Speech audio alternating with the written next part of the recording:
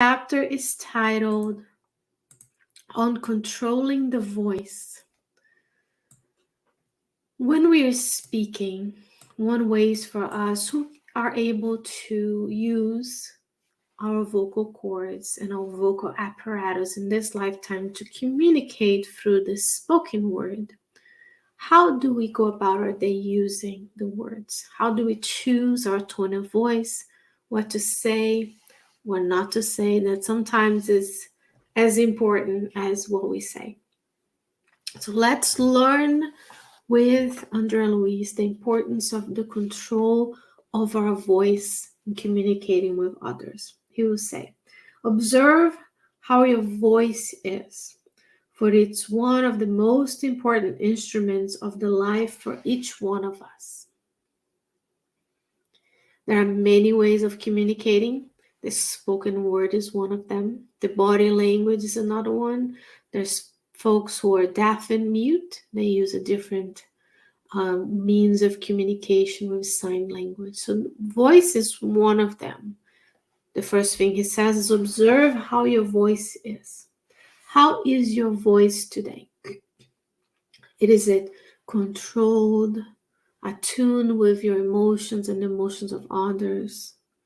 He's saying the voice is an instrument, is a way for you and I to communicate. Is our voice tired? Is our voice angry? Is our speech angry? He will continue. The voices of people carry an expression of their own feelings. So when we talk to someone, we are expressing how we feel. The emotions we're physically feeling in our body and the names we give to those emotions. So how is your voice today? Hopefully the voice is calm, tranquil, peaceful, and loving, right? Now he's going to give us practical advice on what to do. He says, do not speak so loudly so that you frighten people, or so quietly that you create difficulties for those who are listening to you. So not too loud so people don't get scared, not too low that they are unable to hear you. So just right. It's always advisable to repeat patiently what has been said when it's necessary, without altering the voice. Understanding that not everybody has impeccable hearing. Sometimes we speak with people, we assume they heard us, or they're listening, but they heard us. But not everybody has impeccable hearing. So maybe their response to you was because they couldn't hear what you're saying, or it wasn't as clear, or they understood something else. Now, if you encounter someone who does have problems hearing, what do? He says, to those who have a hearing problem, which we will have once we get older, some of us will, some of us are born without the ability to hear. Andrea Luiz will say, never say phrases as, are you deaf? Do you want me to shout? How many times do I have to repeat it? Or I'm tired of repeating it. So again, it goes back to the beginning where he says sometimes it's advisable. It's not sometimes, I'm sorry. It's always advisable to repeat patiently what has been said. But if the person clearly has a hearing problem, then we don't shout at them. We don't ask them if they're deaf. We just meet them where they are. And sometimes I work in a hospital and I do witness that some of our older patients are unable to hear us as well. And I do see the change in people when they were louder. We repeat the same thing louder, and we treat them as if they can't hear at all. Sometimes they lose certain tones, certain frequencies and vibrations of the voice, but they can hear you. They just might need this slight adjustment. So we have an observance of our voice. We watch how we say things and how our voice is, because it's carrying our feelings. We don't speak so loudly, but also not as soft. And we repeat patiently when it's needed to. Now he's going to continue talking about anger. How many times do we feel angry and we are not attuned with our own feelings, and then we go about hurting others. He says, uncontrolled tone of voice by anger is in fact an aggression. And aggression never persuades anyone. So when we are aggressive, when we're shouting, when we're trying to impose, we don't persuade folks. Nowadays, we have lost the ability of talking to one another, of discussing issues, and still agreeing that the issue we can disagree on the issues without aggression. God has granted us diversity. Look around nature. Nature is not all the same. The seasons aren't the same. The plants and the animals aren't the same.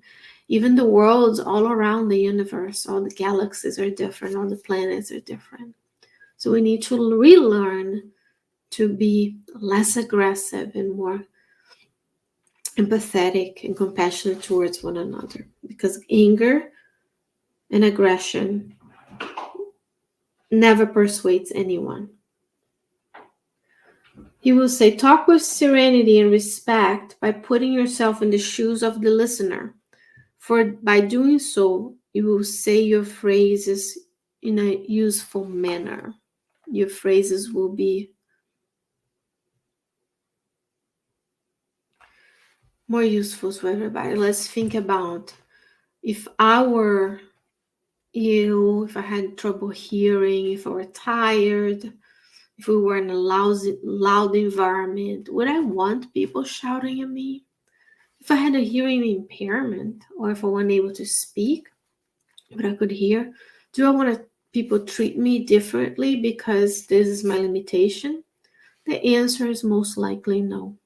Therefore, we don't do that to others. If we spend our mornings and our days thinking about, would I want someone to do this to me? We would save a lot of time, a lot of disagreements and disputes, because we wouldn't be talking to people and doing things to people that are of that manner. Isn't that beautiful? Last but not least, he says, remember that with any phone call, and I will add, because this book was published in 1970 in Portuguese, only a few years ago in English by the Spiritist group of Brighton.